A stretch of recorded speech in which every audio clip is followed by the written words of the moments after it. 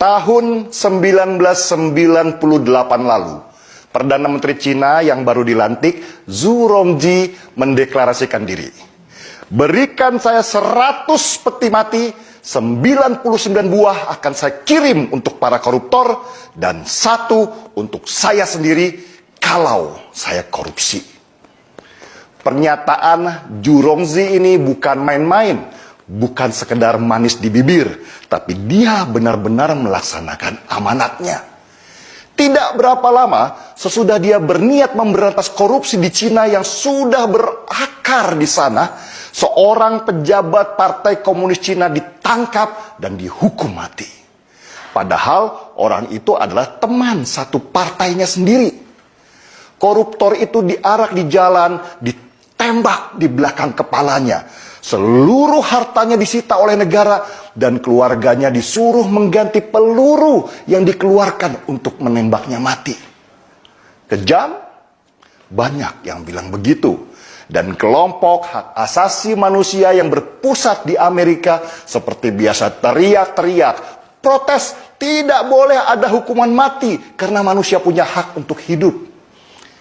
Tapi Cina tidak peduli. Ribuan lagi koruptor mereka tangkap dan mereka tembak mati.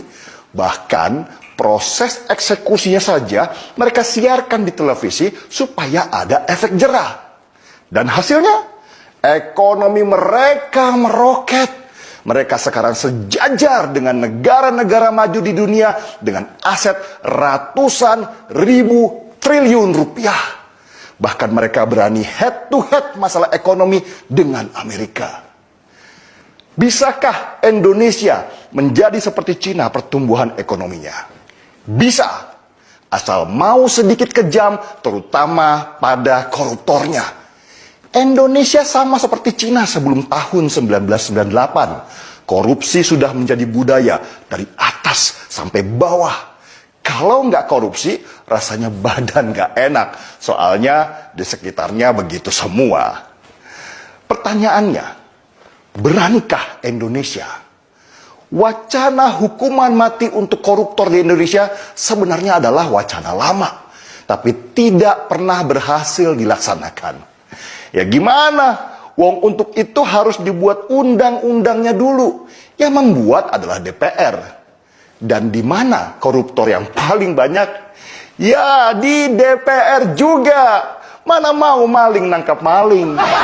Selain itu, perangkat hukum kita seperti KPK juga gak bersih-bersih amat.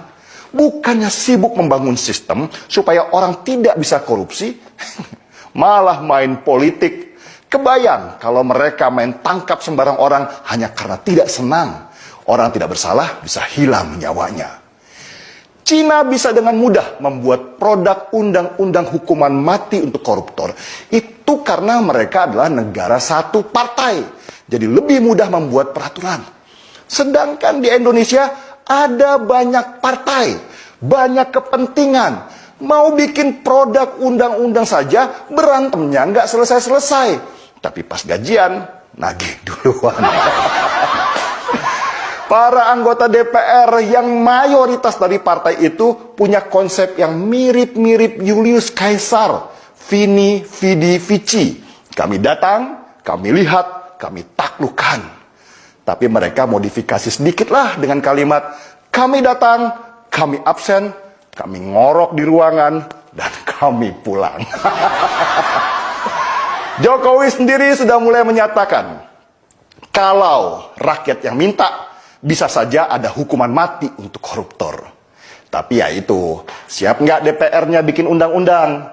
Dan wacana ini kembali bergulir dengan harapan tinggi, meski nggak pernah terjadi. Mirip-mirip timnas sepak bola Indonesia yang selalu menjanjikan juara, tapi selalu pulang dengan tangan hampa. Kalah sudah biasa, kalau menang itu baru luar biasa. Sulit sekali negeri ini menghukum mati para koruptor di sini. Bahkan Fadli Zon, petinggi Partai Gerindra, pernah tanpa malu-malu menyebut kalau korupsi itu oli pembangunan. Kalau nggak ada korupsi, negara nggak jalan. Nah loh, gimana mau bikin undang-undang? Mungkin hanya di Indonesia koruptor diperlakukan seperti raja. Dikasih baju kebesaran warna oranye, terus dadah-dadah di depan kamera dengan senyum lebar di wajah. Nanti di depan pengadilan, yang laki pakai kopiah dan yang wanita pakai kerudung mendadak syariah. Lalu di penjara, mereka bisa bayar untuk dapat ruangan mewah, bahkan bisa jalan-jalan dan nginap di hotel mewah. Dan kalau sudah tua, dikasih gerasi karena sakit mulu dan membebani keuangan negara. Jumlah rupiah merawat koruptor di negeri ini jauh lebih besar dari jumlah rupiah yang dikorupsinya. Sedangkan di Cina, peluru saja harus dibayar oleh keluarganya yang sudah dimiskinkan semiskin-miskinnya. Masih jauh panggang dari api bicara hukuman mati untuk para koruptor. Jangankan melawan Cina, melawan negara kecil seperti Vietnam aja, kita masih kalah. Sedih kan? Marki Bong, mari kita seruput kopinya.